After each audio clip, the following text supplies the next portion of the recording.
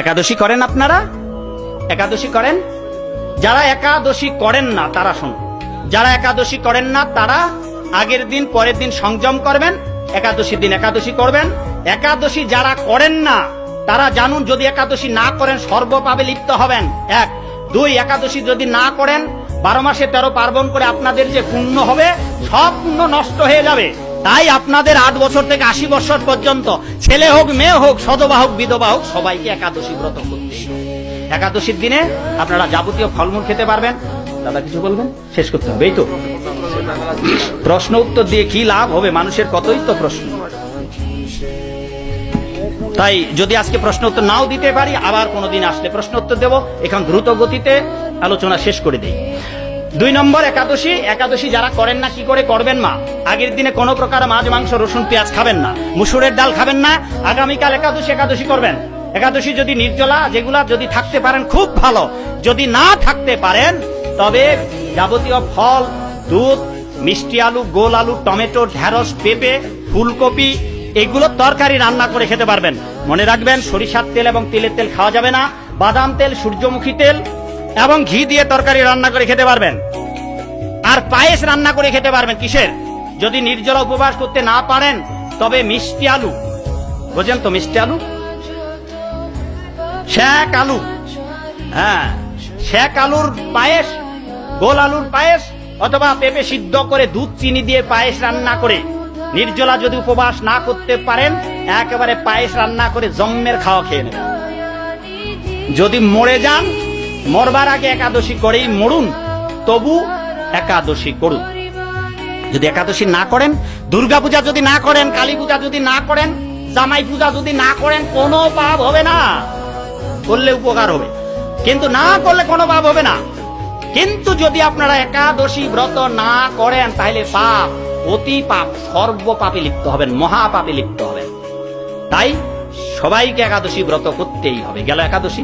1 নম্বর গলে মালা, 2 নম্বর একাদশী, 3 নম্বর হরের নাম, হরের নাম, হরের নামই বকে বলম, কলৌ নাস্তেব গতির অন্যথা। এই কলিযুগে কেবলমাত্র কৃষ্ণ নাম ছাড়া কোনো গতি নাই, কোনো গতি নাই, কোনো গতি নাই। 2 জন ভক্ত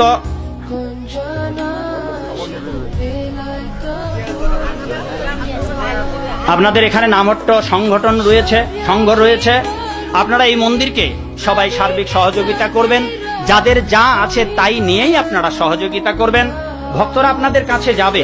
এই অনুষ্ঠান পরিচালনা করতে গিয়ে অনেক অর্থেরও প্রয়োজন হয়েছে। তাই আপনারা যাদের পকেটে যা আছে পারলে সবগুলাই দিয়ে দেবেন মা, হ্যাঁ? আর নয়তো যতটুকু ইচ্ছে হয় ততটুকুই দেবেন। ভক্তরা আপনাদের কাছে যাবেন। এবার প্রশ্নের উত্তর দেই, আর প্রশ্নের উত্তরগুলো শুনে যাবেন। শেষে আরেকটি শেষ গল্প বলে আপনাদেরকে ছেড়ে দেব।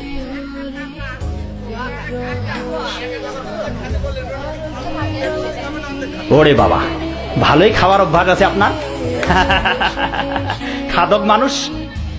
যাদের এইরকম ইচ্ছা আছে খাবেন, ভীমের মতো খাবেন, অসুবিধা নেই। খাইতে বসলে কি একটু আর কম খেতে পারে? তবে প্রভুপাদ বলেছেন আপনার পেটে যতগুলো ধরে তার অর্ধেক সবসময় খাওয়া উচিত। অর্ধেক খাওয়া উচিত খাবার, আর 4 ভাগের 2 ভাগ খাবার খাওয়া উচিত, 1 ভাগ জল খাওয়া উচিত, আর 1 ভাগ খালি ফাঁকা রাখা উচিত। আর একাদশীতে ভেবে দেখুন কত খাওয়া উচিত। তো বাবুর মতো যদি খুব খাইতে ইচ্ছা হয় তো খাবেন, একটু কি করা যাবে। আর লোভ যদি না সামলানো যায় পায়েস জম্মের খাওয়া খেয়ে নেবেন। আগেই তো বলেছি রে মা, আগে অভ্যাস করুন, তারপর নিজেই বুঝতে পারবেন যে কি করার দরকার। হ্যাঁ, আর এদিকে মা কি যেন বলতে চাইছিলেন কেউ? হ্যাঁ কিরে মা?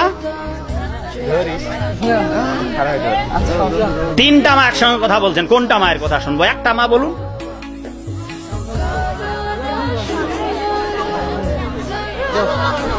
রান্না করা খাবার খাওয়া যাবে কিনা? যাবে। একটা মা কথা বলুন, একটা মা, ওই মাটা কথা বলুন, বলুন। হ্যাঁ, আলু খাওয়া যাবে না? নাই, পাতা জাতীয় খাবার খাওয়া যাবে না, ফুলকপি খাওয়া যাবে।